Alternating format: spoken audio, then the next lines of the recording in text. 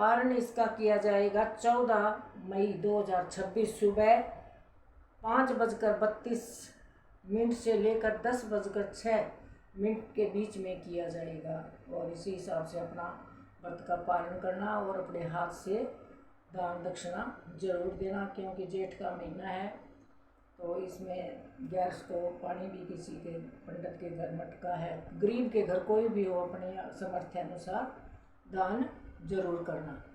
तो कथा सुनिएगा। बोलो हरिहर भगवान की जय, बोलो विष्णु भगवान की जय। जेठ मास के कृष्ण पक्ष की एकादशी को अपरा अथवा अचला एकादशी कहा जाता है। इस दिन भगवान त्रिविक्रम की पूजा होती है। इसके करने से कीर्ति, पुण्य तथा धन की प्राप्ति होती है तथा भूत प्रेत जैसी योनियों से भी मुक्ति मिलती है। जहाँ तक व्रत के विधि विधान और फलाहार का प्रश्न है वो सभी तिथियों के समान होता है। बोलो विष्णु भगवान की जय, बोलो कृष्ण भगवान की जय।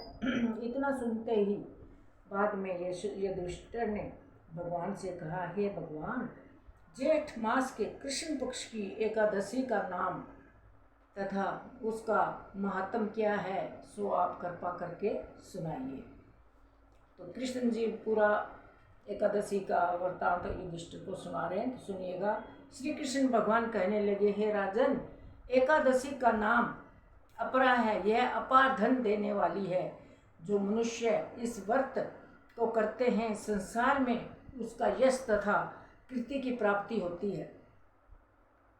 अपरा एकादशी व्रत के प्रभाव से ब्रह्म हत्या, भूत योनि तथा पर निंद्रा आदि तक के पाप सब दूर हो जाते हैं। इस व्रत से स्त्री गमन, झूठी गवाही देना, असत्य भाषण, झूठ बोलना, लिप्त शास्त्र पढ़ना या बनाना, झूठा ज्योतिषी, झूठा वेद बनना आदि तक के पाप भी नष्ट हो जाते हैं।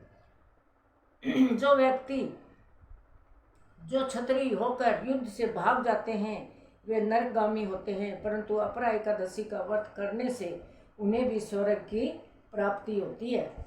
देखो कितनी बड़ी बात कही है कृष्ण जी ने। जो शिष्य गुरु से विद्या ग्रहण करते हैं और बाद में उनकी निंदा करते हैं वे अवश्य ही नरक के कुंड में जाते हैं, परंतु अपरा एकादशी का व्रत करने से वे इस पाप से भी मुक्त हो जाते हैं। बोलो एकादशी माता की जय, बोलो कृष्ण भगवान की जय।